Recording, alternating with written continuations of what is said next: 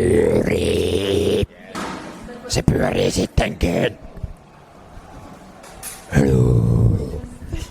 So how are you? Oops. Oh, I'm really good, actually. Thank you. How are you? Well, I'm pretty good. I haven't seen you in a while. Really? Thank you. So first of all, guys, hello from the Music Interview Corner with Apocalyptica. Again. Hello, hello. But this time we don't not only have Perttu, we also have Eika.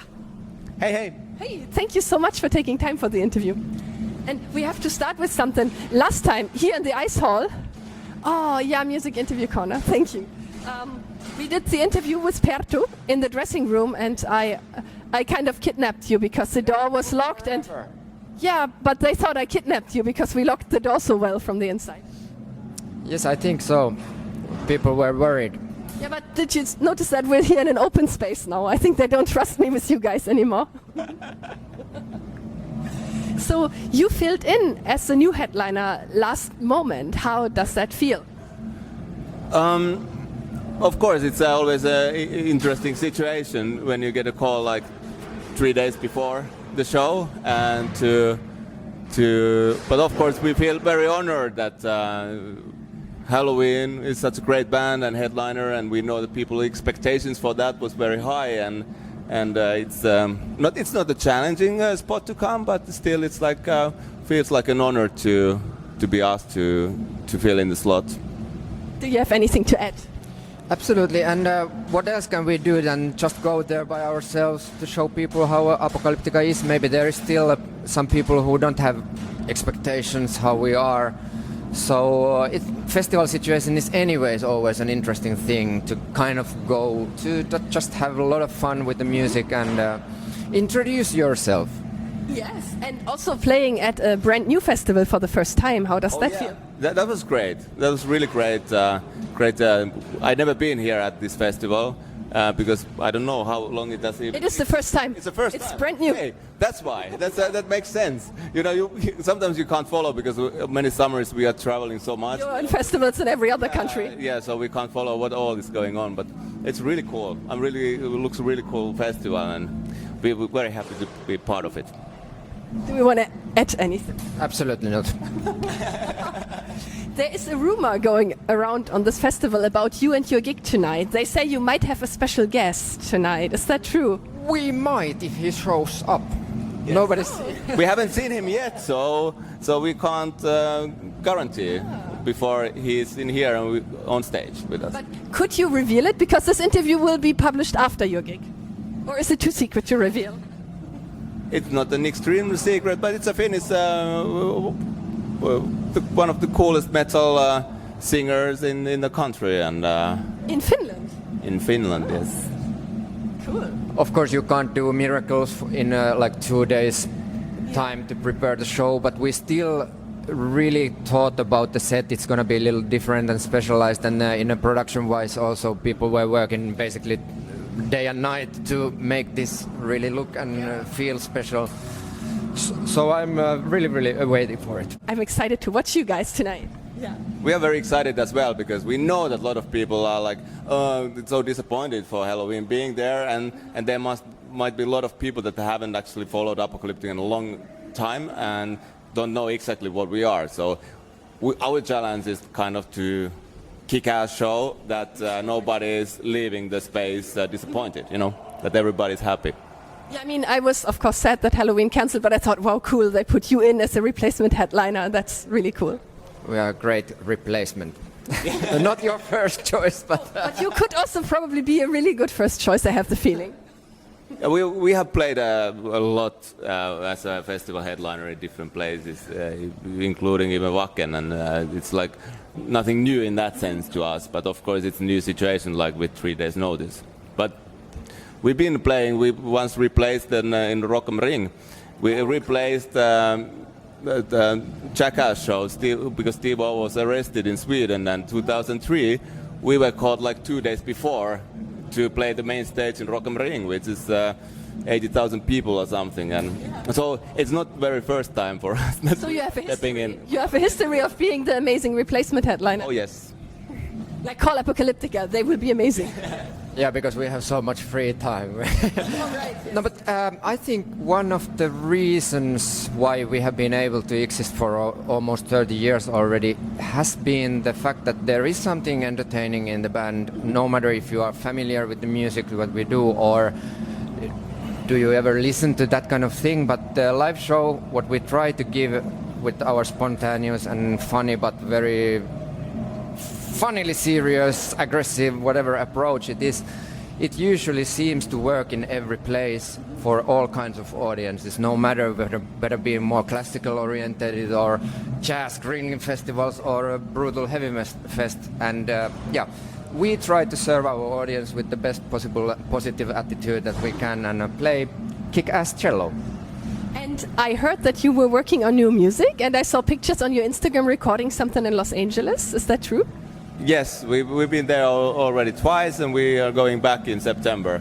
And the plan is, the goal is to finish the album this year and get it out probably early summer next year. And of course, there will be a lot of shows to follow up, and so on, so on, so on. So we've been working. It's been very nice, and nice to do it in few parts. That we've been able to play shows in between and to work on both fields. Because in the past it's been like album production has been this massive gap on touring and playing live shows, and this has been really good choice now this time to do both a little bit and get to do recordings for a couple of weeks and then get a little bit distance on the material and have time and space to develop things and get better. Cool, and you have time to be here tonight also. Yes. We are very grateful for that we can be here today. I mean, last time we discussed so much about your wonderful long band history. Maybe we could go more into some comedy questions if you would like that tonight. Yes. So if Apocalyptica's story or history would be made into a movie, what genre would the movie be? Some psychedelic for sure.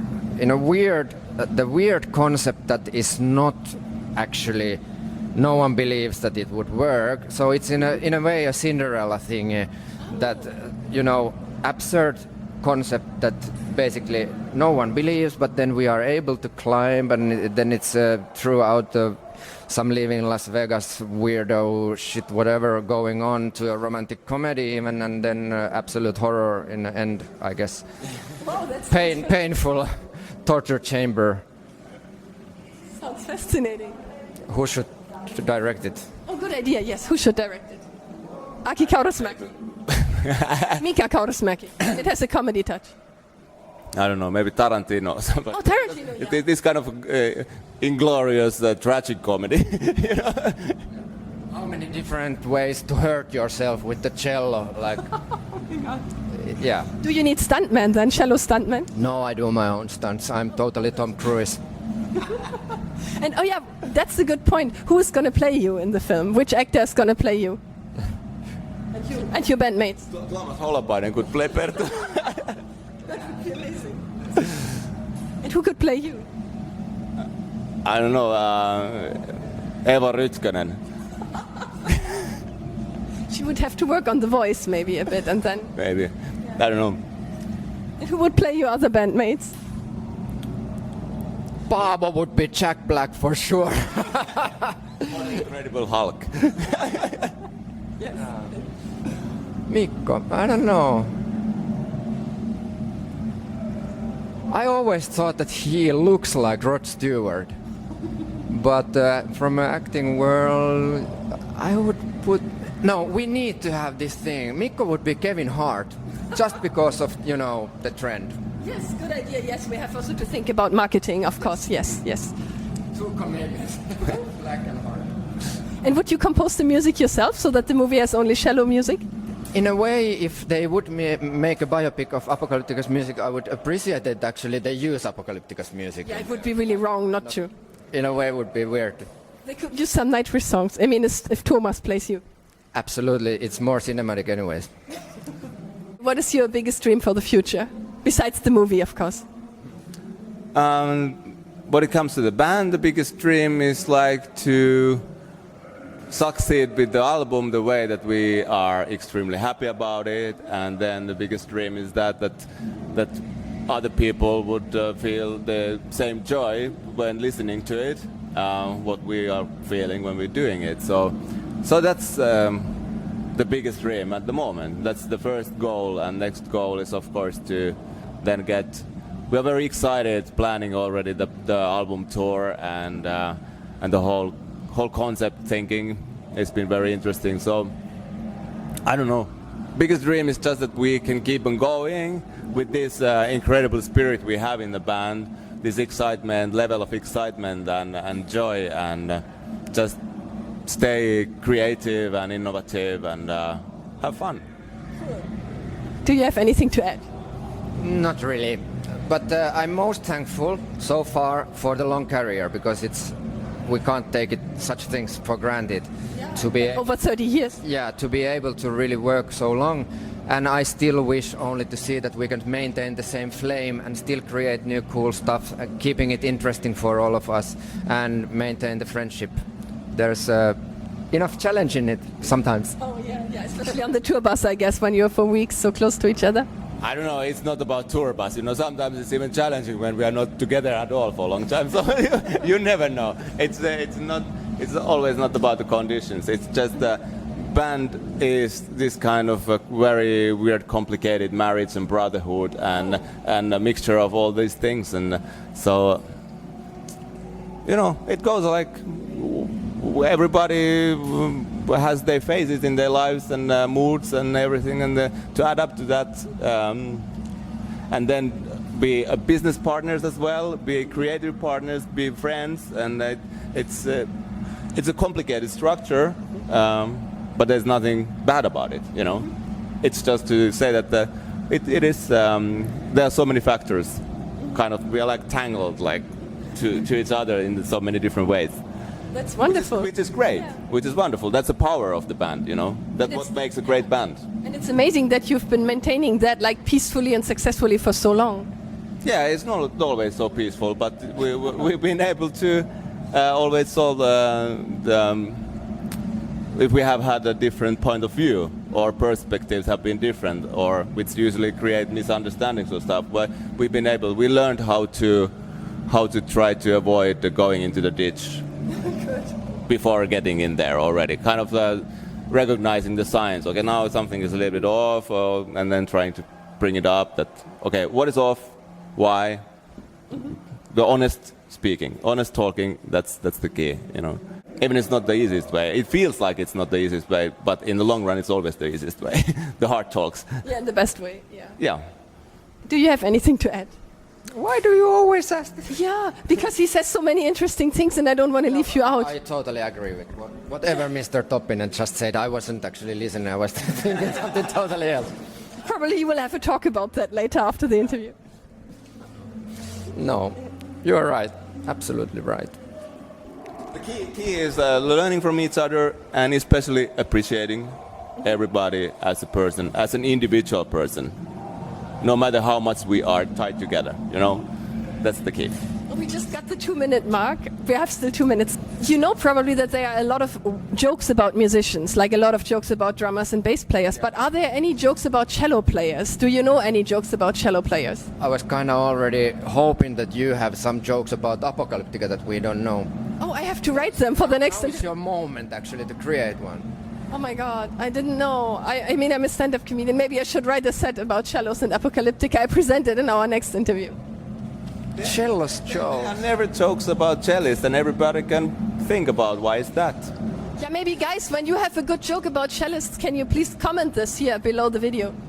There must be a reason that there are no jokes about cellists. Way I already feel sometimes that the entire concept is a joke. I learned to laugh for myself. Like going into the front stage, doing something absolutely brutally, aggressively stupid, then realizing it and how funny it must be, having like a bloody-faced dude banging his head against the cello, and that's really like a funny joke.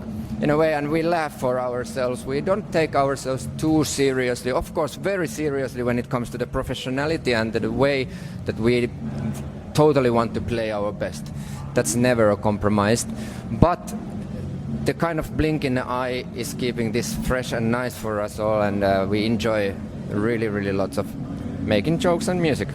Wonderful. And you know what I just thought? Maybe there are no jokes about cellists because the cellists make up the jokes about the others. Yeah, or the cellists are the joke. Oh. Yeah, our time is up, but thank you so much for Thank the you fun very interview. much. Enjoy the festival. Oh, and your gig especially, and goodbye yes. from the Music Interview Corner. Thank you very much for having us. Thank you too. Cool. Thank you.